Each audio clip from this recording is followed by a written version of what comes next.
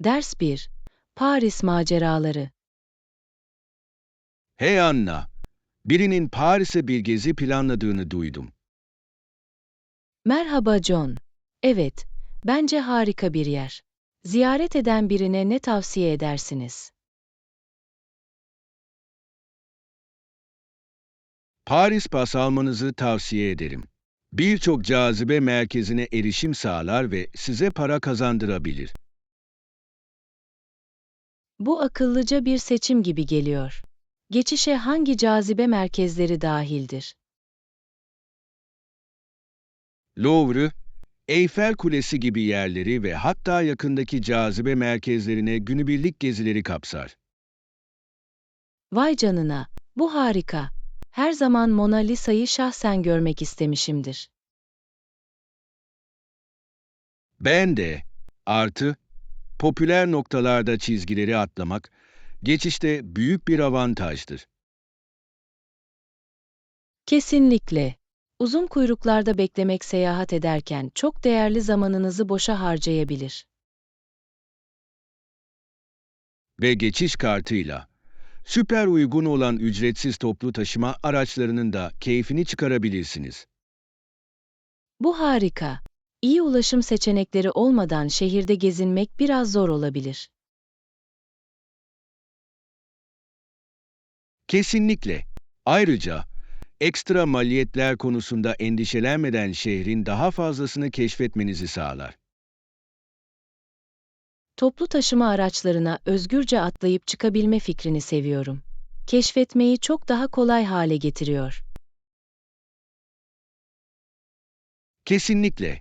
Ve oradayken kruvasan ve krep gibi yerel yemekleri denemeyi unutmayın. Yiyeyim. Neredeyse tadına bakabiliyorum. Yerel kafelerde yemek yemek, Paris deneyiminin çok önemli bir parçasıdır. Kesinlikle. Her şey atmosferle de ilgili. İnsanları izlerken bir yemeğin tadını çıkarmak paha biçilemez. Yolculukla ilgili her şeyi duymak için sabırsızlanıyorum. Rüya gibi bir yer gibi geliyor. Gerçekten öyle. Önceden planlamak unutulmaz bir deneyim için tüm farkı yaratır. Ders 2. Uzaktan masallar. Hey Anna, Mark'la seyahatleri hakkında konuştuğunu duydum. Ne dedi? Merhaba John. Farklı yerlerde maceraları hakkında bazı büyüleyici hikayeler paylaştı. Kulağa heyecan verici geliyor. Size anlattığı en ilginç hikaye neydi? Amazon yağmur ormanlarında bir yürüyüşten bahsetti.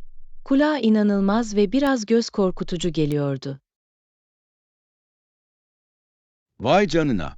Sadece orada karşılaşmış olması gereken vahşi yaşamı ve manzarayı hayal edebiliyorum. Kesinlikle. Egzotik kuşlar ve hatta ağaçların arasından sallanan birkaç maymun gördüğünü söyledi. Bu inanılmaz. Yerel kültürden bahsetti mi? Evet, geleneklerini ve yaşam tarzlarını onunla paylaşan bazı yerli insanlarla tanıştı. Bu eşsiz bir deneyim olmalı. Farklı kültürler hakkında bilgi edinmek göz açıcı olabilir.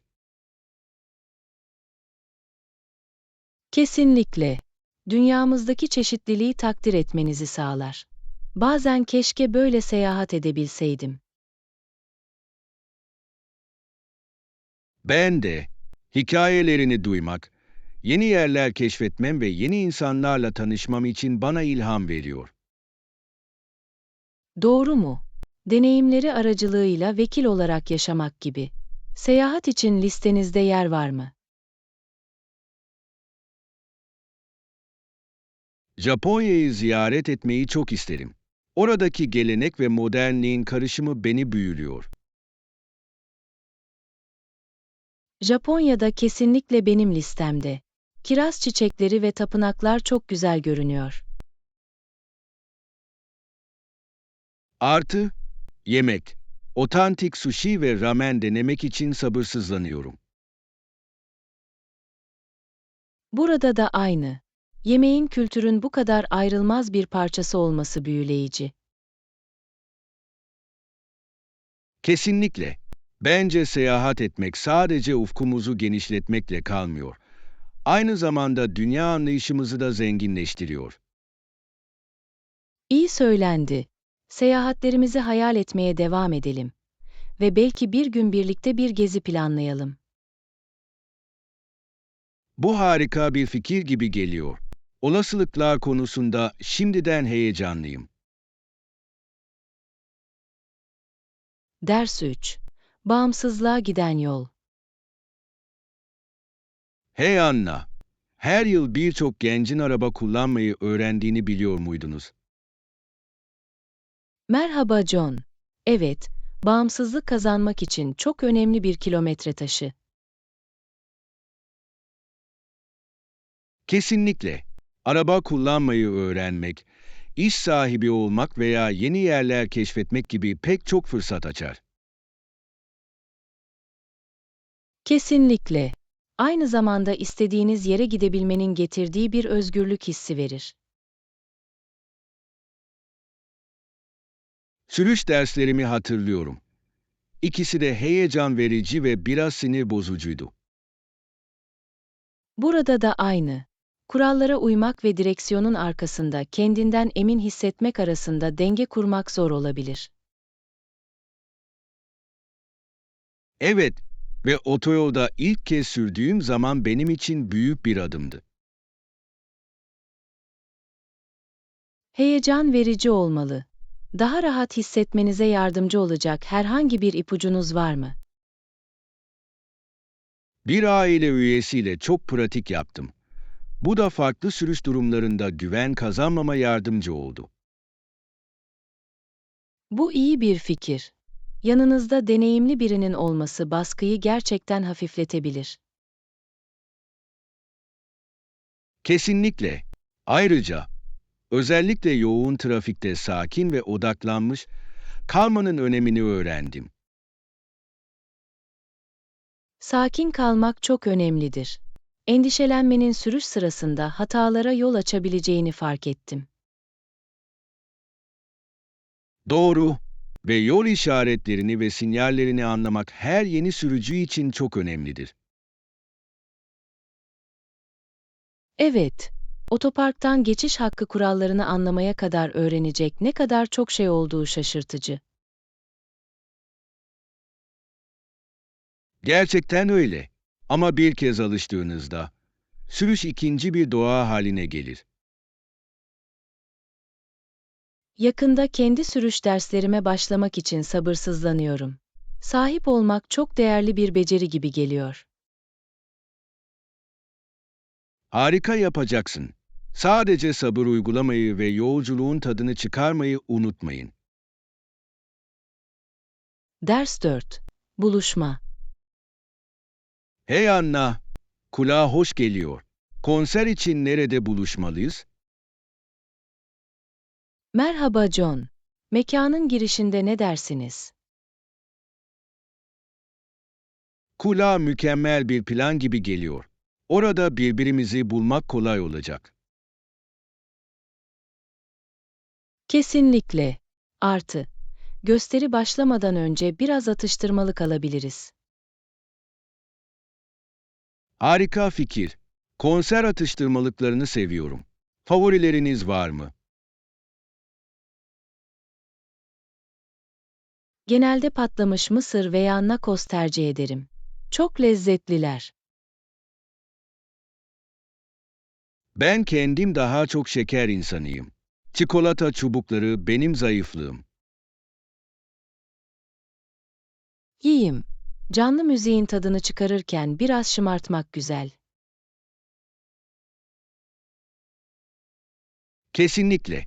Müzikten bahsetmişken, en çok hangi grubu izlemekten heyecan duyuyorsun? Headliner'i görmek için sabırsızlanıyorum. Enerjileri her zaman inanılmazdır. Katılıyorum. Son albümleri harikaydı. Umarım en sevdiğim şarkılardan bazılarını çalırlar. Burada da aynı. Klasiklerini sergilemelerini seviyorum. Kalabalığı çıldırtıyor. Gerçekten yapıyor. Konserlerdeki atmosfer özel bir şeydir. Evet, birlikte şarkı söylemek böyle bir topluluk duygusu yaratır. Bu duyguyu seviyorum. Sanki o birkaç saat boyunca hepimiz daha büyük bir şeyin parçasıyız. Kesinlikle. Açılış gösterilerinin hiçbirini kaçırmamak için erken geldiğimizden emin olalım. İyi çağrı. Ana etkinliği beklerken yeni müzikler keşfetmek her zaman eğlencelidir. Kesinlikle. Harika müzik ve eğlence dolu bir geceyi dört gözle bekliyorum. Ben de. Unutulmaz bir deneyim olacak. Ders 6. Kış düşleri. Hey Anna, başımı yastığa yatırıp hemen uykuya daldığım o rahat geceleri seviyorum. Merhaba John. Ne demek istediğini anlıyorum. Özellikle kış aylarında çok rahatlatıcı geliyor. Kesinlikle.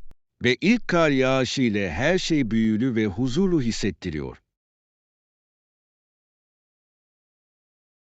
Oh, ilk kar yağışı her zaman çok büyüleyicidir.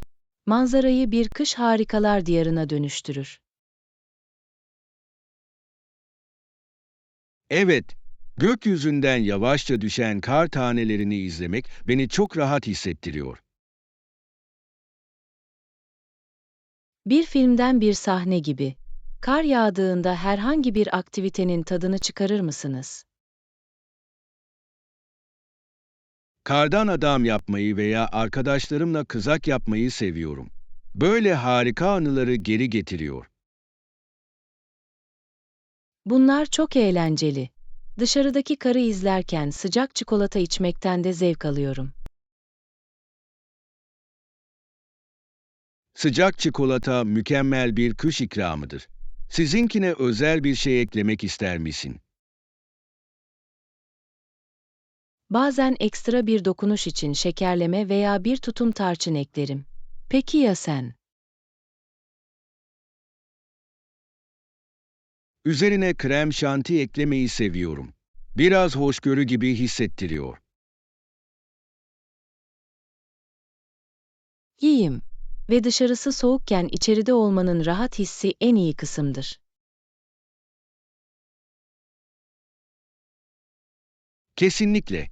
Bir battaniye ve iyi bir kitap veya film ile sarılmak güzel. Kış geceleri bunun için mükemmel. Rahatlamak ve biraz zaman geçirmenin tadını çıkarmak için harika bir zaman. Katılıyorum. Doğanın bu kadar sakin bir atmosfer yaratması şaşırtıcı.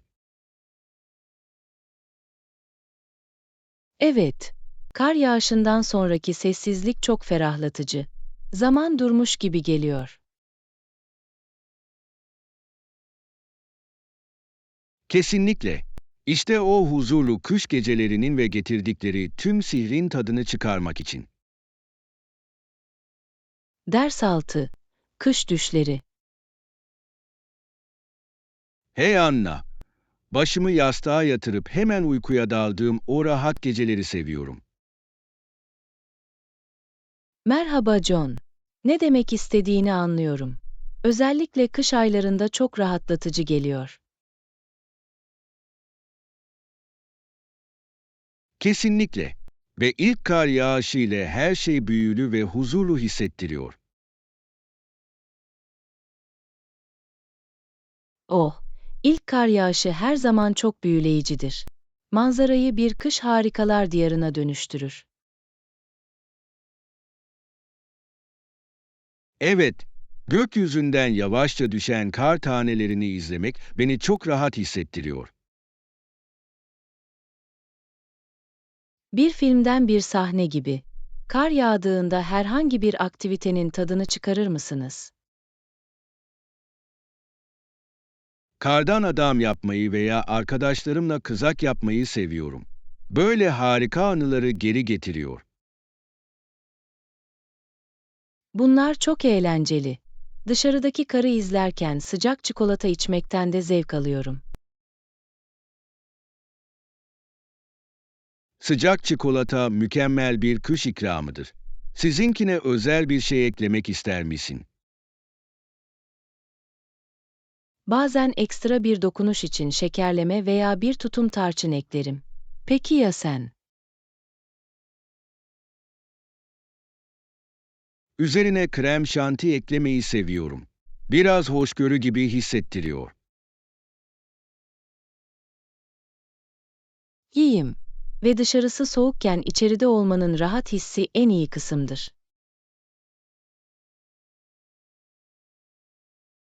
Kesinlikle. Bir battaniye ve iyi bir kitap veya film ile sarılmak güzel. Kış geceleri bunun için mükemmel. Rahatlamak ve biraz zaman geçirmenin tadını çıkarmak için harika bir zaman. Katılıyorum. Doğanın bu kadar sakin bir atmosfer yaratması şaşırtıcı. Evet, kar yağışından sonraki sessizlik çok ferahlatıcı. Zaman durmuş gibi geliyor.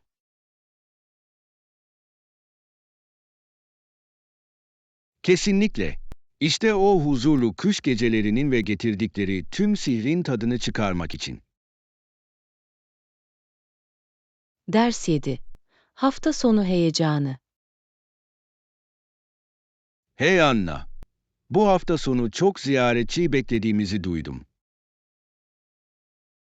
Merhaba John. Evet, mükemmel olacak. Gerçekten dört gözle bekliyorum. Ben de. Etrafta misafir olması her zaman eğlencelidir. Kaç kişi geliyor biliyor musun? Sanırım 10 civarında. Kesinlikle canlı bir toplantı olacak. Kulağa mükemmel geliyor. Aktiviteler için herhangi bir planınız var mı?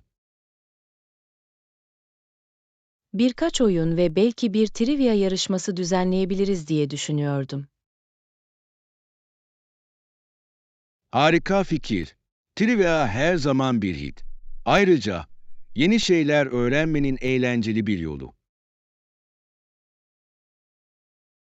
Kesinlikle. Ayrıca herkes için lezzetli atıştırmalıklar hazırlayabiliriz.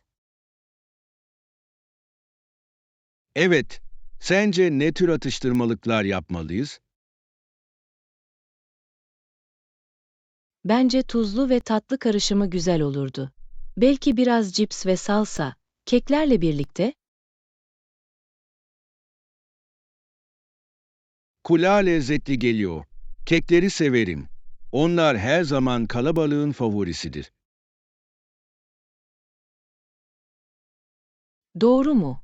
Ve sağlıklı bir seçenek için biraz taze meyve de yiyebiliriz. İyi düşünce. Tatlıları taze bir şeyle dengelemek her zaman akıllıca olur. Kesinlikle. Ve herkes için de yeterli içecek aldığımızdan emin olmalıyız. Evet, çeşitli içecekler herkesi mutlu edecek. Neye hizmet edeceğinize dair herhangi bir fikriniz var mı? Biraz soda, su ve belki eğlenceli bir yumruğa ne dersin? Mükemmel. Punch, toplantıya şenlikli bir dokunuş katacak. Herkesi görmek ve birlikte hafta sonunun tadını çıkarmak için sabırsızlanıyorum. Burada da aynı. Kahkaha ve eğlenceyle dolu unutulmaz bir zaman olacak. Ders 8. Plaj kaçamağı. Hey Anna, hala plaj gezisini mi planlıyorsun? Merhaba John. Evet, öyleyim. Okyanus kenarında dinlenmek için çok heyecanlıyım. Kulağa harika geliyor. Kalacak yer buldun mu? Henüz değil. Ama sahil otelleri veya rahat sahil kulübeleri arayacağımı düşünüyorum. Harika fikir. Plajın hemen yanında kalmak, gün doğumunun tadını çıkarmak için mükemmel geliyor. Kesinlikle. Dalgaların sesine uyanmak çok ferahlatıcı olacak. Ve deniz manzaralı balkonda kahvaltı yaptığınızı hayal edin. Bu harika olurdu. Konaklamanız için bir otel mi yoksa bir kır evi mi tercih edersiniz? Bence bir kulübe daha çekici olurdu.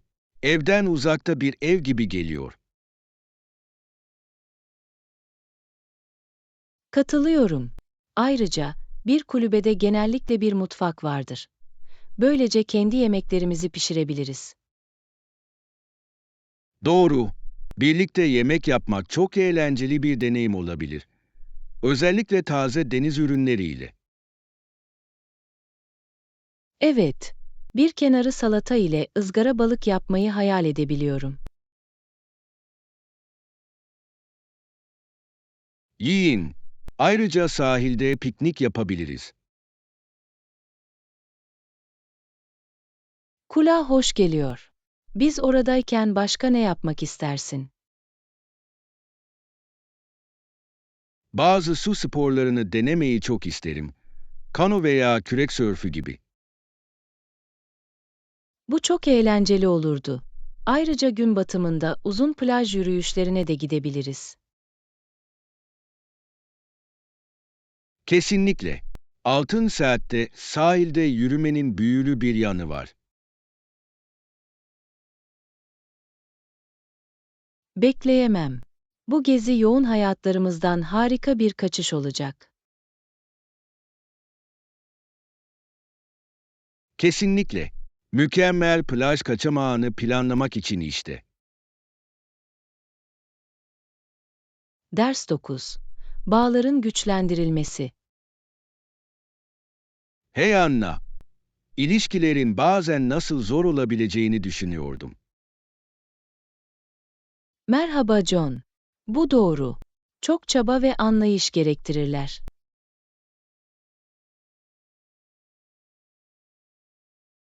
Kesinlikle. Ama işler zorlaştığında pes etmemenin önemli olduğuna inanıyorum. Kesinlikle. Her ilişkinin iniş çıkışları vardır. Önemli olan onları nasıl ele aldığımızdır. Katılıyorum. Açık iletişim yanlış anlamaları çözmede gerçekten yardımcı olabilir. Evet, duygularınızı dürüstçe ifade edebilmek sağlıklı bir ilişki için çok önemlidir. Birbirimizi dinlemek de aynı derecede önemlidir. Önemsediğinizi gösterir. Kesinlikle. Ara sıra, sadece biri için orada olmak büyük bir fark yaratabilir. Doğru, ilişkilerimden vazgeçmeyeceğim. İletişimimizi geliştirmek için çalışacağım.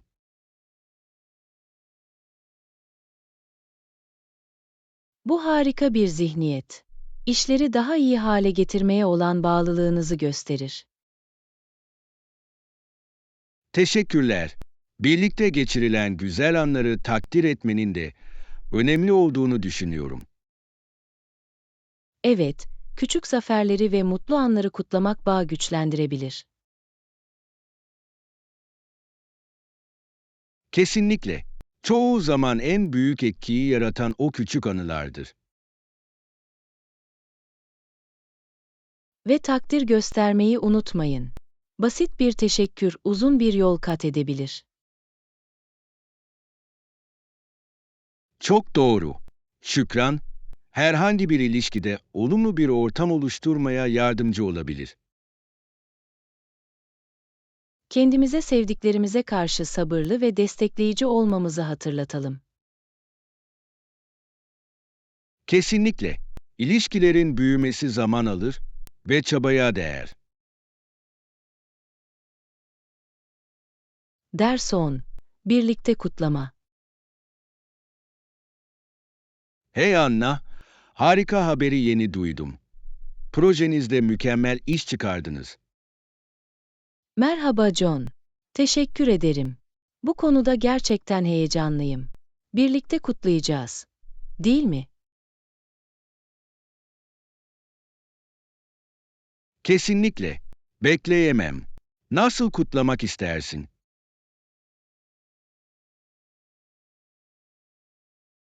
Arkadaşlarımızla küçük bir akşam yemeği yiyebiliriz diye düşünüyordum. Ne düşünüyorsun? Kulağa mükemmel geliyor. Bir akşam yemeği partisi. Neşeyi herkesle paylaşmanın harika bir yoludur. Evet. Artı, lezzetli yemeklerin tadını çıkarabilir ve birlikte eğlenebiliriz. Aklınızda belirli bir restoran var mı? Yoksa evde yemek mi yapmalıyız? Evde yemek pişirmenin daha kişisel ve eğlenceli olacağını düşünüyorum. Yeni tarifler deneyebiliriz. Bu fikri seviyorum. Ne tür bir mutfak yapmak istersiniz? İtalyanca ne dersin?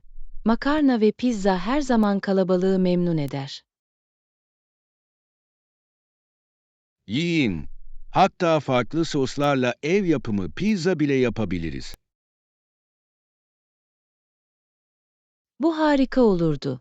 Herkes kendi pizzalarını özelleştirebilir. Kesinlikle. Ve yemeği tamamlamak için bir salata ve bazı tatlılar ekleyebiliriz. Mükemmel. Daha özel olması için tatlı olarak bir pasta pişirebilirim. Bir pasta kulağa harika geliyor. Pasta ile kutlamak bir zorunluluktur. Kesinlikle.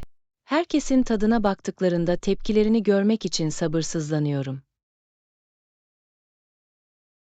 Kahkaha, iyi yemek ve harika arkadaşlıkla dolu unutulmaz bir akşam olacak. Ders 11. Macera planlama. Hey Anna, biraz bilgi toplayacağım ve bir sonraki maceramız için size bazı fikirler vereceğim. Merhaba John. Kulağa heyecan verici geliyor. Ne bulduğunu duymak için sabırsızlanıyorum. Dağlarda yürüyüş yapmayı ya da belki bir milli parkı keşfetmeyi düşünüyordum. Her iki seçenek de kulağa harika geliyor. Dağlarda yürüyüş muhteşem manzaralar sunabilir. Kesinlikle. Ve milli parklar genellikle çeşitli vahşi yaşamlara ve tadını çıkarabileceğiniz güzel manzaralara sahiptir. Doğal ortamlarında vahşi yaşamı görmeyi seviyorum. Deneyimi daha özel hissettiriyor. Kesinlikle. Harika manzaralar ve hayvan manzaraları ile bilinen parkurları arayacağım. Harika fikir.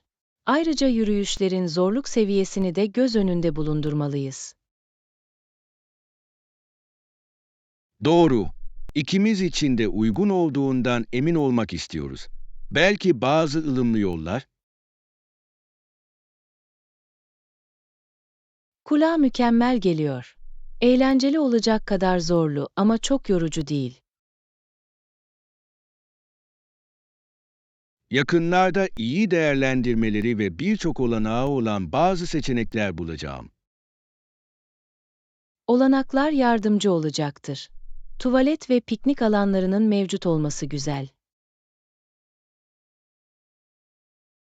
Evet, ve katılabileceğimiz rehberli turlar veya aktiviteler olup olmadığını kontrol edeceğim.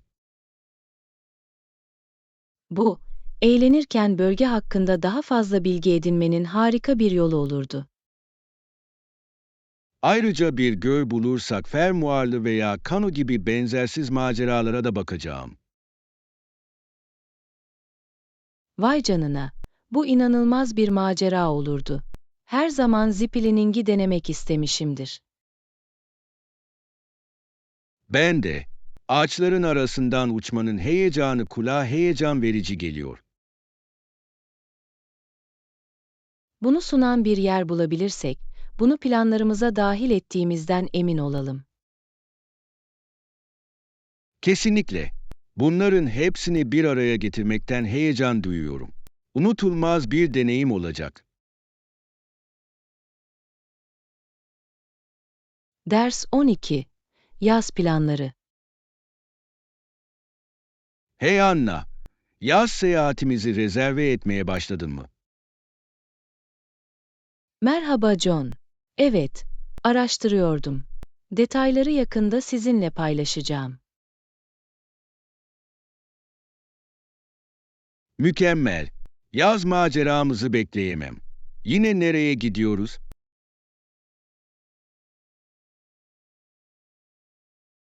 Sahile gitmeyi planlıyoruz. Hatırladın mı? Çok eğlenceli olacak. Ah doğru. Yüzme ve güneşlenme konusunda çok heyecanlıyım. Aklınızda özel bir plaj var mı? Geçen yıl ziyaret ettiğimiz o güzel plajı düşünüyordum. Kum çok yumuşaktı. Kulağa harika geliyor ve su kristal berraklığındaydı. Rahatlamak için mükemmel bir yer. Evet, artı, plaj voleybolu ve jet ski gibi birçok aktivite var.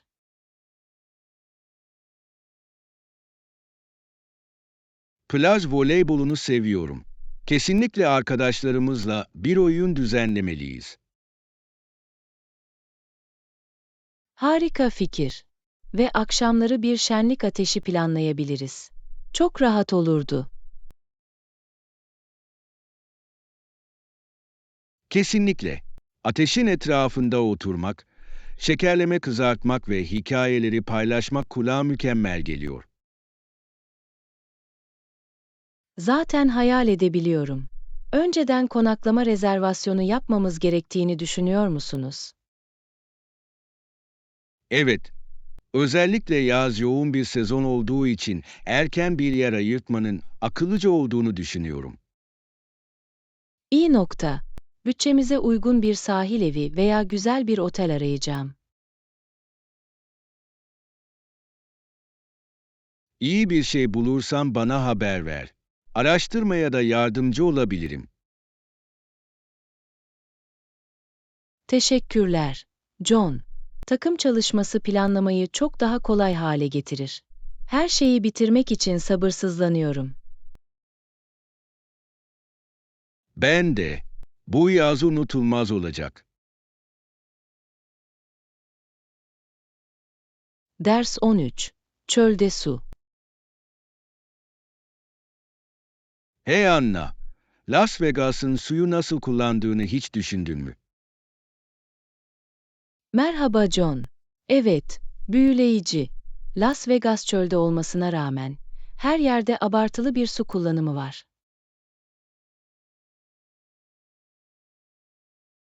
Kesinlikle. Çeşmeler ve havuzlar sadece çarpıcı. Bellagio çeşmeleri mükemmel bir örnektir.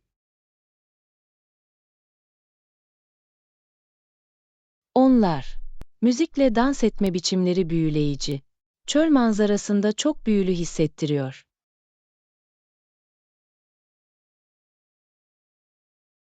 Doğru mu? Ve sonra tüm o lüks otel havuzları var. Küçük vahalara benziyorlar.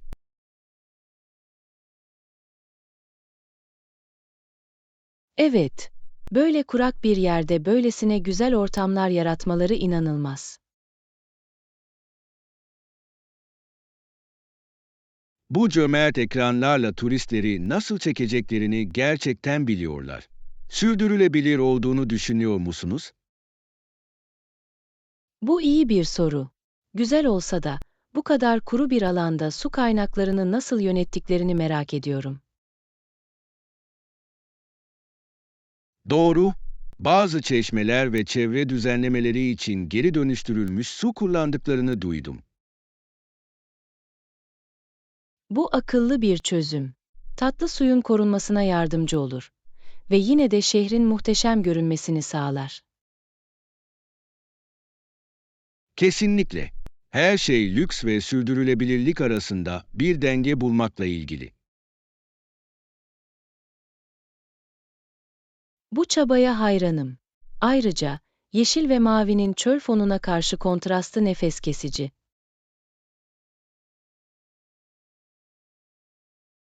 Gerçekten öyle. Las Vegas, abartılı su kullanımıyla eşsiz bir deneyim yaratmayı başarıyor. Bir gün şahsen görmeyi çok isterim. Doğa ve lüksün bu karışımını deneyimlemek kulağa harika geliyor. Ben de bu dengeyi nasıl korudukları hakkında daha fazla bilgi edinmek ilginç olurdu. Ders 14. Zihinleri etkilemek. Hey Anna, çocukları etkinliklerle meşgul etmenin ne kadar önemli olduğunu düşünüyordum. Merhaba John. Kesinlikle. Onları meşgul edebilir ve problem çözme becerilerini teşvik edebilir. Kesinlikle. Şu anda popüler olan bu bulmaca oyunlarını gördünüz mü? Evet, çocukların eğlenirken eleştirel düşünmeleri için harika bir yoldur. Bulmacaların sabır ve azm öğretebileceğini de seviyorum.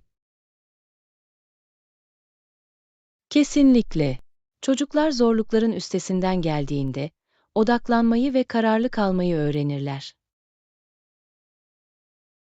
Ve sonunda bir bulmacayı çözdüklerinde başarı hissini görmek heyecan verici. Evet, bu başarı hissi güvenlerini önemli ölçüde artırabilir.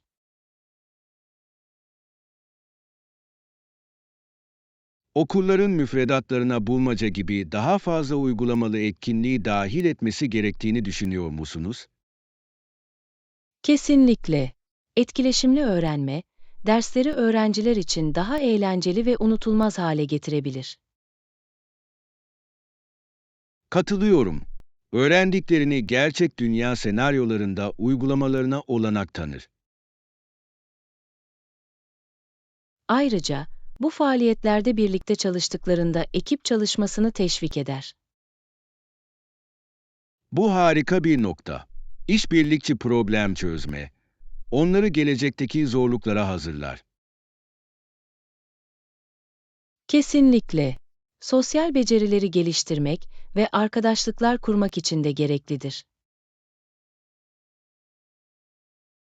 Bence yetişkinler olarak zihnimizi keskin tutmak için benzer faaliyetlerde bulunmalıyız. Kesinlikle. Oyunlar, bulmacalar ve hatta yeni beceriler öğrenmek her yaşta faydalı olabilir.